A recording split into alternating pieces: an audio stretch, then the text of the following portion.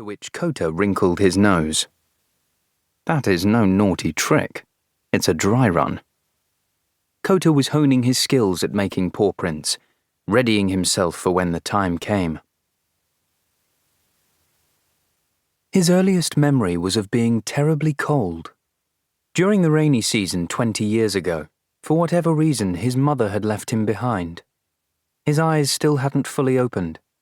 Crawling out of the space behind a wall where they'd been sleeping, he searched everywhere for the mother cat's warmth.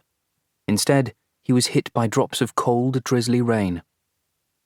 In the normal course of things, he would have passed away soon after that, if he had not been rescued by the father of the Sakuraba family.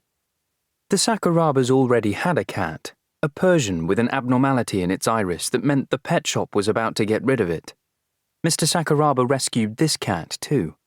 He was the kind of person who, if he crossed paths with a cat in trouble, could not simply walk on by. "So, you are one lucky cat," the Persian, named Diana, said, as she let the motherless kitten suck at her teats. Mr. Sakuraba, rather clumsily, often fed him milk, but the need to suck at a warm body with arms and legs like his mother's could not be met by a plastic bottle. "I want to give him milk too," their son, Masahiro, whined. Diana told the kitten that a human sibling was on its way, and that Masahiro would become an older brother. The pregnant human was in the hospital, she added. "No, it's too tricky for you to feed him, Masahiro. I'll do it." This was true, because once when Masahiro tried to feed him a bottle of milk, he stuck the teat so far down the kitten's throat, he coughed for hours afterwards.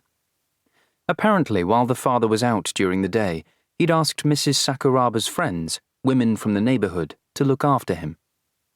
He'd been drinking milk every 3 hours, which became every 5 hours, and then 3 times a day, by which time the kitten's eyes had fully opened. It was the day that Mrs. Sakuraba and her new baby, their second son, came home from the hospital.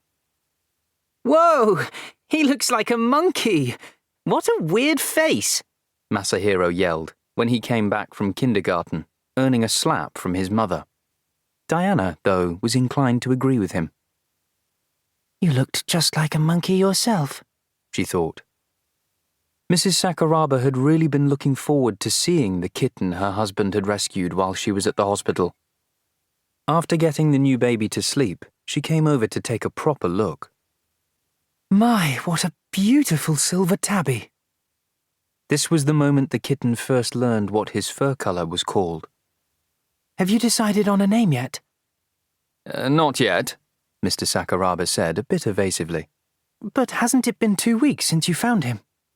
"Well, I wasn't sure we were going to keep him, and if we give him a name, then we'll get attached." Mr. Sakuraba had planned to wait until his wife was back before making a decision about keeping him. But she had no qualms at all. "Let's adopt him," she said.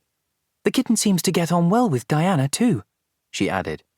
"You're such a sweet cat now, aren't you, Diana?" The Persian cat puffed up with pride. "So, what shall we call him?" "We need to name the baby first."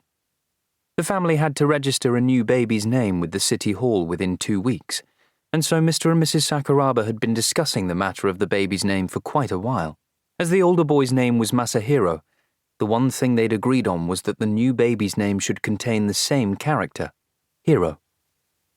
Mr. Sakuraba decided on the name Hiromi, while his wife, after much deliberation, wanted Kota, the ko being another reading of the character Hiro. Neither would back down, and so finally they did paper, scissors, rock to reach a decision. Mr. Sakuraba won. Mrs. Sakuraba seemed quite disappointed. "Hiromi isn't a bad choice, but won't people mistake it for a girl's name? I still think Kota might be better." "No complaints, please. I won the game, fair and square. If you like the name Kota so much, why don't we call the kitten that?"